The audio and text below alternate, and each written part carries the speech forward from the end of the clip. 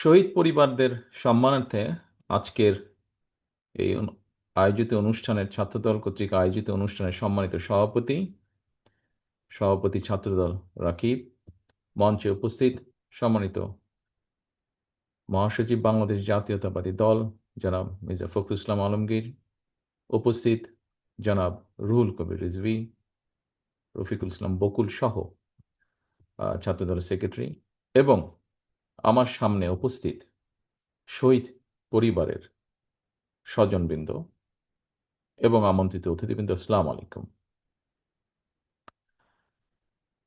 সম্মানিত অতিথিবৃন্দ, আজকের আমাদের এই অনুষ্ঠানটি একটি অত্যন্ত স্মরণীয় অনুষ্ঠান। শুধু স্মরণীয় নয়, একই সাথে এই অনুষ্ঠানটি একটি আহ, একটি অনেক ইমোশনাল একটি অনুষ্ঠান আমাদের জন্য। এই জন্য অনুষ্ঠানটি ইমোশনাল। আজকে আপনারা এখানে যারা বক্তব্য রেখেছেন, আপনারা যেই কষ্ট নিয়ে কথাগুলো বলেছেন, আপনারা যেই কষ্টের মধ্য দিয়ে গিয়েছেন, হয়তো অনেক মানুষই সেটি ঠিক অনুভব করতে হয়তো পারে না, বুঝতে পারে আপনারা কষ্টে আছেন, হয়তো সবাই অনুভব করতে পারে না। যারা একমাত্র আপনাদের মতন এই অভিজ্ঞতাতে গিয়েছে বা যাচ্ছে, তাদেরই এটি অনুভব করার মতন সামর্থ্য বা শক্তি হয়তো বা আছে। অন্যদের হয়তো আছে, সেটা অন্যভাবে তারা অনুভব করেন, যারা এই এক্সপিরিয়েন্সের মধ্যে দিয়ে যাননি। শহীদ স্বজনবৃন্দ, গত প্রায় 16-17 বছরে 17 বছরে, বিশেষ করে বিগত যে স্বৈরাচার বাংলাদেশ থেকে পালিয়ে গিয়েছে, আপনারা আপনাদের যে স্বজনকে হারিয়েছেন, তাদের মতন আরো বহু স্বজনকে আমরা হারিয়েছি, আরো বহু সহকর্মী নেতাকর্মীকে আমরা হারিয়েছি গত 17 বছরে, প্রায় 16 বছরে। আমাদের হিসাব মতে 726 জনের মতন, যার সাথে এই 726-এর সাথে আজকের এই 142 জনও যুক্ত হবে নতুন করে।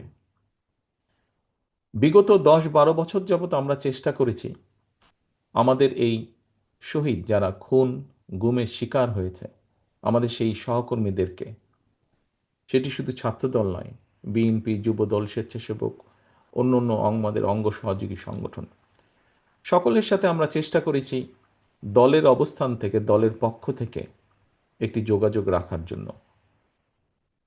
আমাদের যে লিমিটেশন আছে, যে সীমাবদ্ধতা আছে, তার ভিতরে থেকে আমরা চেষ্টা করেছি যতটুকু সম্ভব তাদের পাশে দাঁড়াতে,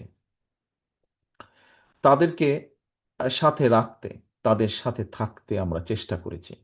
ঈদ পরব বিভিন্ন অনুষ্ঠানে আমরা গত 10-12 বছর যাবৎ আমরা চেষ্টা করেছি এই মানুষগুলো, এই পরিবারগুলোর পাশে থাকতে, কারণ তারা তাদের স্বজনকে হারিয়েছেন এবং এই স্বজন এই দলের একজন সদস্য ছিল, সেই স্বজন যাকে তারা হারিয়েছেন।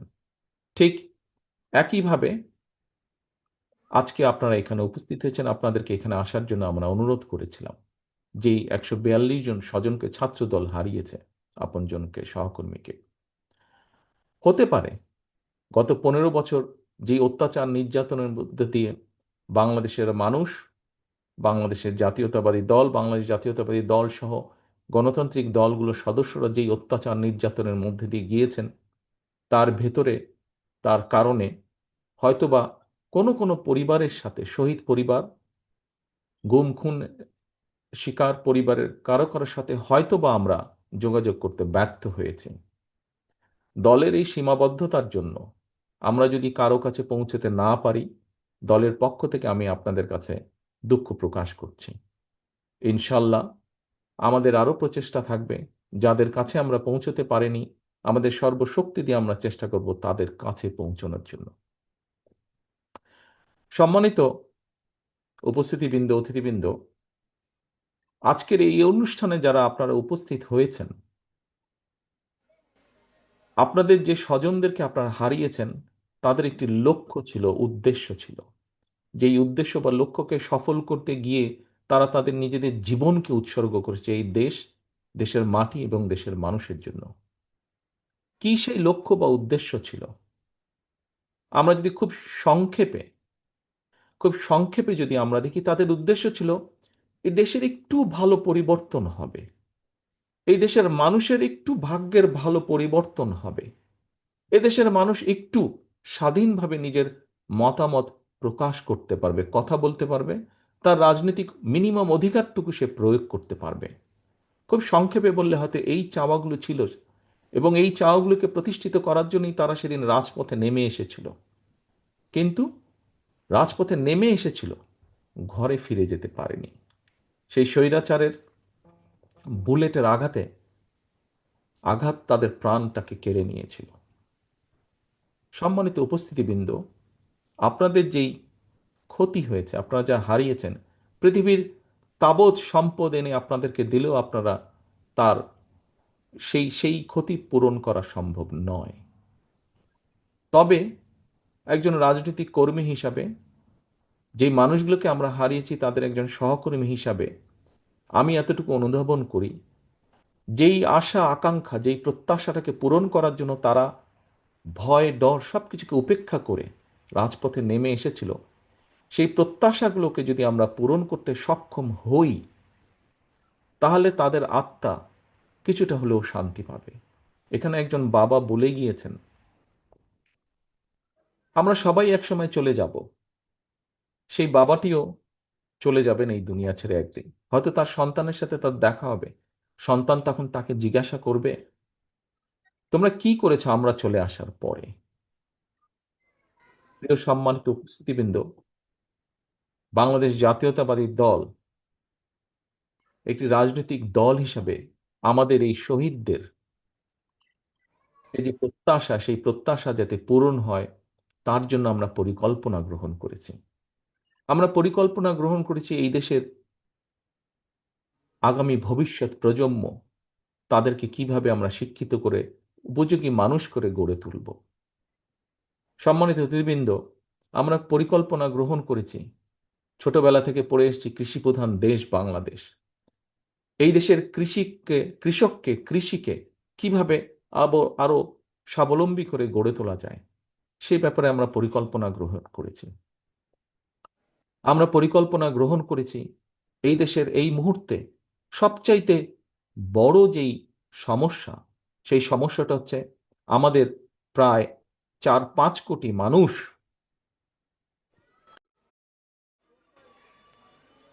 4-5 কোটি মানুষ যারা তরুণ, আরো প্রতি বছর লক্ষ লক্ষ যে তরুণ যুক্ত হচ্ছে যেই তরুণ সমাজের সাথে, তাদের কর্মসংস্থান, বেকারত্বকে অভিশাপ থেকে তাদেরকে কিভাবে বের করে নিয়ে আসা যায়, সেই পরিকল্পনা আমরা গ্রহণ করেছি। সম্মানিত অতিথিবৃন্দ, আমরা দলের পক্ষ থেকে পরিকল্পনা গ্রহণ করেছি। আমরা প্রায় একটি কথা বলি যে দেশকে যদি এগিয়ে নিয়ে যেতে হয়, তাহলে দেশের জনসংখ্যার যে অর্ধেক নারী সমাজ, সেই নারী সমাজকেও এগিয়ে আসতে হবে, তাদেরকেও সহযোগিতা করতে হবে, তাদেরকেও পথ দেখিয়ে দিতে হবে যে কিভাবে তারা স্বাবলম্বী হতে পারবেন। সেটি রাজনৈতিকভাবে হোক, সেটি অর্থনৈতিকভাবে হোক। দেশের অর্ধেক যে সমাজ, অর্ধেক যে জনসংখ্যা নারী সমাজ, তাদের জন্য সেই পরিকল্পনা আমরা গ্রহণ করেছি। দেশকে, অর্থাৎ আমাদের শহীদরা, তারা যে প্রত্যাশা নিয়ে নিজের জীবনকে উৎসর্গ করেছে, সেই প্রত্যাশাগুলো যাতে পূরণ করতে পারি আমরা, এই দেশের মানুষের সমর্থন নিয়ে একটি গণতান্ত্রিক উপায় সরকার গঠন করতে সক্ষম হলে, সকলকে, রাজনৈতিক দলগুলোকে আমরা বহু আগেই বলেছি যে আমরা সকলকে একসাথে নিয়ে দেশ গড়তে চাই। আমরা অতীতে দেখেছি যে দেশ বিভক্ত করে দেওয়া হয়েছিল, এবং সেজন্যই দেখেছি বাংলাদেশ সহ বাংলাদেশের প্রত্যেকটি প্রতিষ্ঠান কিভাবে ভেঙে চুরে ছারখার হয়ে গিয়েছে। আমরা বিশ্বাস করি যে দেশকে যদি গড়তে হয়, জাতিকে ঐক্যবদ্ধ করতে হবে। এই ঐক্যবদ্ধ করতে হলে পরিশ্রম করতে হবে। দেশকে গড়তে হলে জাতিকে ঐক্যবদ্ধ করতে হবে। ঐক্যবদ্ধ করার জন্য সব প্রকার উদ্যোগ আমরা গ্রহণ করেছি। সম্মানিত অতিথিবৃন্দ, শহীদ পরিবারের সদস্যবৃন্দ, আপনারা এখানে যারা বক্তব্য দিয়েছেন, আপনাদের বক্তব্য থেকে কতগুলো বিষয়, কতগুলো পরামর্শ বেরিয়ে এসেছে। তবে হয়তো বিভিন্ন কারণে আপনারা কিছু কিছু বিষয় হয়তো খেয়াল দিতে পারেননি, সেজন্যই হয়তো বেরিয়ে এসেছে। যেমন বলেছেন জুলাই সনদ, এটি আমরা 3 মাস আগে দিয়ে দিয়েছি। আপনারা বিচারের কথা বলেছেন, বিচারের কথা শুধু আপনাদের কথা না, বিচারের কথা সমগ্র বাংলাদেশের প্রত্যেকটি গণতান্ত্রিক মানুষের দাবি, প্রত্যেকটি গণতান্ত্রিক মানুষের কথা, দাবি এটি। কাজেই কেন আমরা সেটি করব না?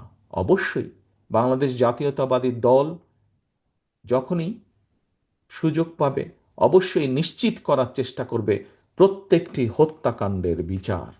এটি নিশ্চিত করার চেষ্টা করবে, কারণ এটি আমাদের কমিটমেন্ট।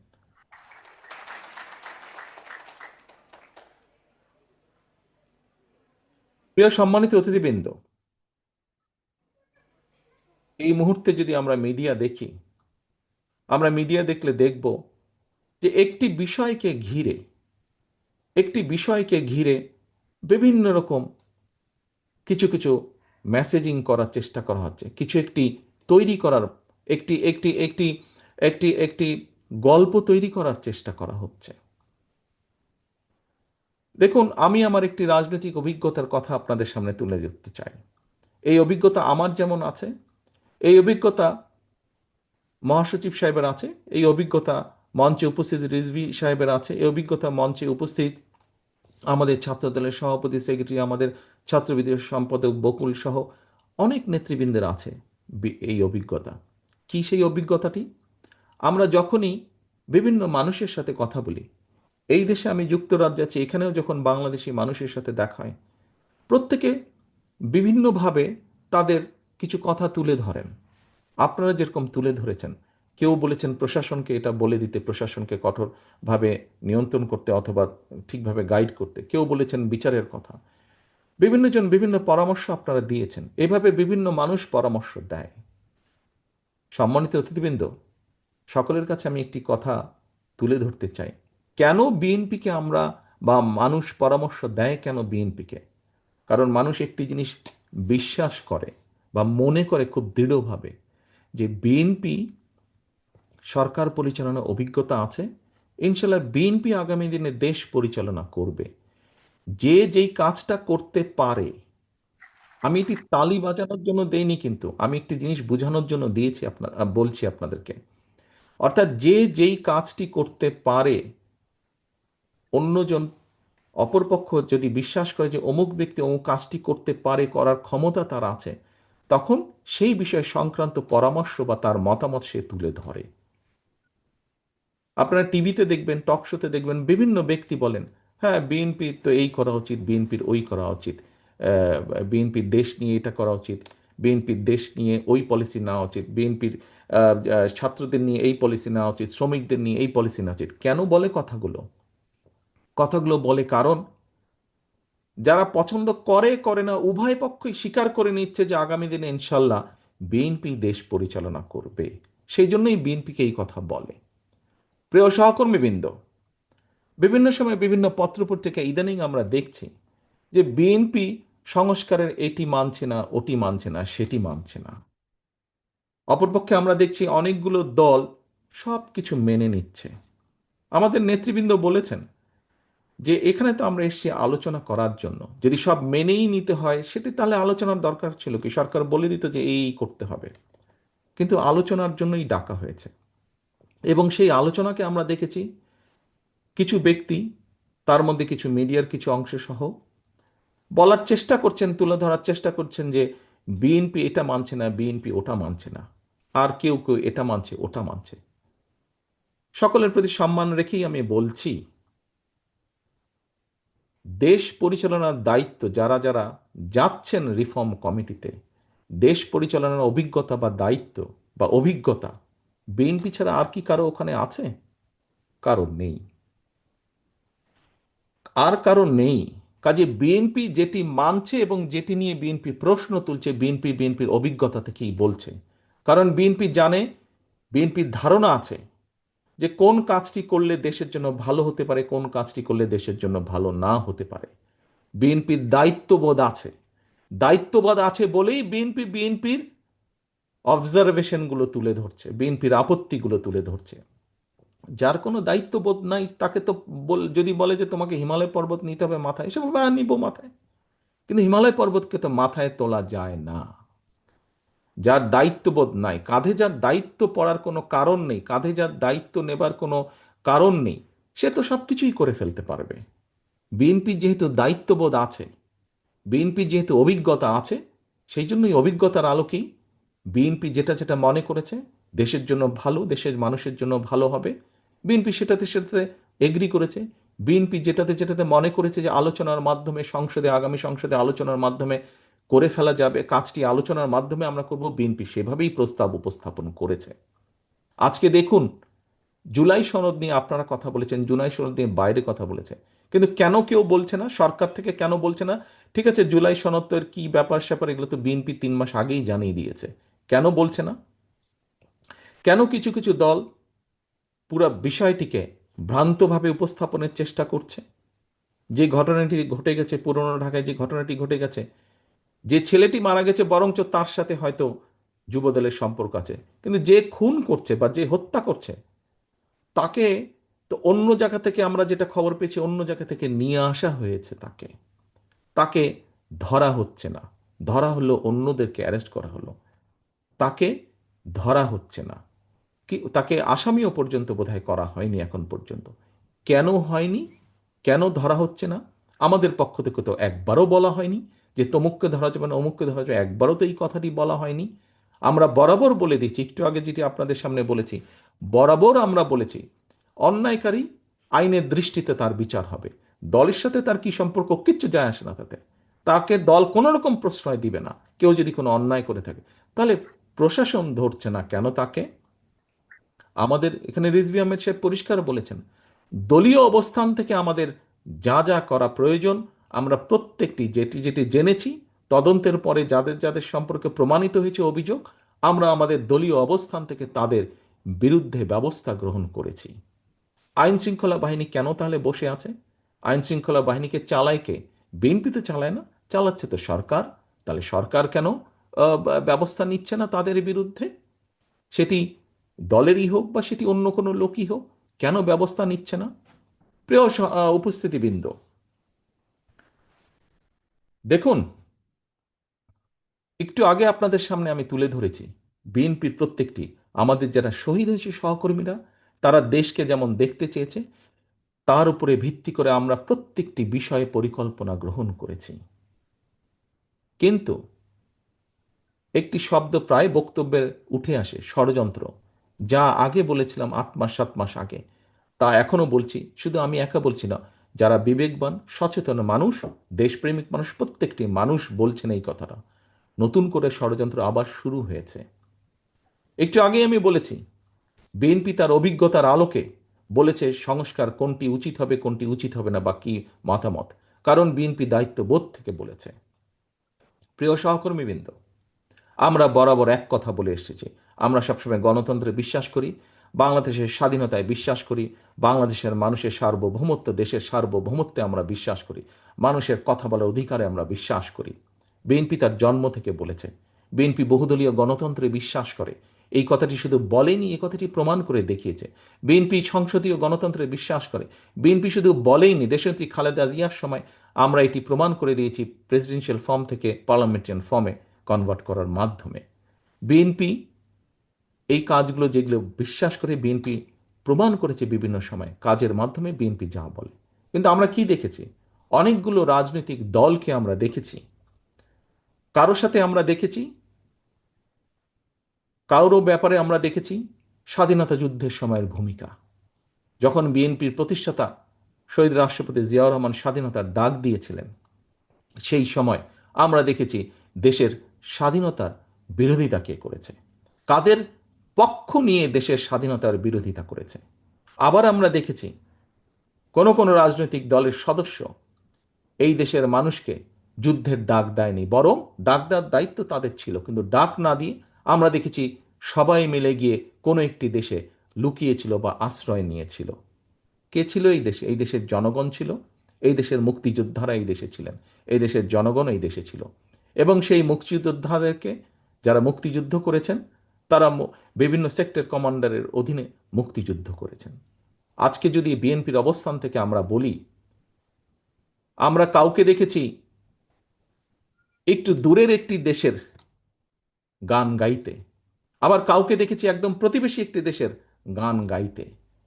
এখন তো দেখা যাচ্ছে বিএনপি ছাড়া, বাংলাদেশ জাতীয়তাবাদী দল ছাড়া বিভিন্ন দল বিভিন্ন দেশের গান গাইছে বাংলাদেশে। প্রিয় উপস্থিতিবৃন্দ, বাংলাদেশ জাতীয়তাবাদী দলের পক্ষ থেকে আপনাদের সকলের সামনে আজকে জোর গলায় আমি বলতে চাই, বিএনপি বিশ্বাস করে বাংলাদেশের জনগণ তাদের সকল রাজনৈতিক ক্ষমতার উৎস। বিএনপি বিশ্বাস করে বাংলাদেশের অস্তিত্বে, বিএনপি বিশ্বাস করে বাংলাদেশের মানুষের স্বাধীনতা সার্বভৌমত্বে, দেশের স্বাধীনতা সার্বভৌমত্বে। বিএনপি বিশ্বাস করে এটি বাংলাদেশই হচ্ছে বিএনপির সর্বপ্রথম এবং সর্বশেষ ঠিকানা। কাজে আজ পরিষ্কারভাবে আপনাদের সামনে আবারও আমি তুলে ধরতে চাই যে হত্যাকাণ্ড জুলাই আগস্টে হয়েছে, যে হত্যাকাণ্ড গত 15 বছর হয়েছে, আমাদের সুযোগ আসলে ইনশাল্লাহ প্রত্যেকটি হত্যাকাণ্ডের আমরা বিচার করব। যত সময় লাগুক, ধীরে সুস্থে প্রত্যেকটি হত্যার বিচারকাণ্ড আমরা করব। আপনাদের সামনে পরিষ্কারভাবে আমি তুলে ধরতে চাই, 31 দফার মাধ্যমে আমরা জনগণের সামনে দেশকে গড়ে তোলার, রাষ্ট্র কাঠামোকে পুনর্গঠন করার যে পরিকল্পনা দিয়েছি, বাংলাদেশের মানুষের সমর্থন পেলে আমরা পূর্ণ উদ্যোগে সর্বোচ্চ প্রচেষ্টা দিয়ে আমরা 31 দফা বাস্তবায়নের চেষ্টা করব। আমাদের কারণ যে শহীদরা জুলাই আগস্ট সহ বিগত 15 বছরে যে মানুষগুলো প্রাণ দিয়েছে এদেশের মানুষের স্বাধীনতা, সার্বভৌমত্ব, রাজনৈতিক অধিকার, অর্থনৈতিক অধিকার প্রতিষ্ঠার জন্য বিএনপি সর্বশক্তি দিয়ে সেই শহীদদের মর্যাদা রক্ষা করবে, প্রতিশ্রুতি বাস্তবায়নের মাধ্যমে। প্রিয় সহকর্মীবৃন্দ, প্রিয় উপস্থিতিবৃন্দ, সম্মানিত নেতৃবৃন্দ, পরিশেষে আমি আপনাদের সকলকে আহ্বান করব, আসুন আমাদের সকলকে চোখ কান খোলা রাখতে হবে। আমাদের যে আন্দোলন, আমাদের যে যুদ্ধ ছিল গণতন্ত্র প্রতিষ্ঠার, মানুষের অধিকার প্রতিষ্ঠার, সেই যুদ্ধ কিন্তু এখনো শেষ হয়ে যায়নি। একটি হাদিস দিয়ে আপনাদের সামনে থেকে আজকে আমি বিদায় নিতে চাচ্ছি। একটি হাদিসে বলা হয়েছে, কোনো ব্যক্তির মিথ্যাবাদী হওয়ার জন্য এতটুকুই যথেষ্ট যে সে যা শুনে সত্যতা যাচাই না করে তাই প্রচার করে বেড়ায়। প্রিয় সহকর্মীবৃন্দ, সম্মানিত উপস্থিতিবৃন্দ, আমরা অনেককেই আজকে ধর্মীয় অবস্থান থেকে অনেককে আমরা কথা বলতে দেখি, অনেককে কথা বলতে শুনি। তাদের সকলের কাছে, তাদের সকলের সামনে এই হাদিসটি আমি রেখে যাচ্ছি। আমি আশা করব আমরা যারা এই দেশের, বাংলাদেশের মাটিতে বড় হয়েছি, বাংলাদেশের আলো বাতাসে বড় হয়েছি, আমরা আমাদের সর্বশক্তি দিয়ে এই দেশের স্বাধীনতা, সার্বভৌমত্ব, এই দেশের মানুষের অধিকারকে রক্ষা করব। আজ শহীদ পরিবারের এই মিলন মেলায় এই হোক আমাদের প্রতিজ্ঞা যে যে কোনো মূল্যে আমরা এই হত্যার বিচার এবং শহীদদের যে স্বপ্ন, যে প্রত্যাশা ছিল, তা আমরা পূরণ করতে সর্বোচ্চ চেষ্টা চালিয়ে যাব। এই হোক আজকের এই মিলন মেলার প্রতিজ্ঞা, এই হোক আজকের এই মিলন মেলার প্রতিশ্রুতি। সকলের কাছে বিদায় নিচ্ছে আমার বক্তব্য শেষ করে। আসসালামু আলাইকুম, আল্লাহ হাফেজ। বাংলাদেশ জিন্দাবাদ, বাংলাদেশ জাতীয়তাবাদী দল জিন্দাবাদ।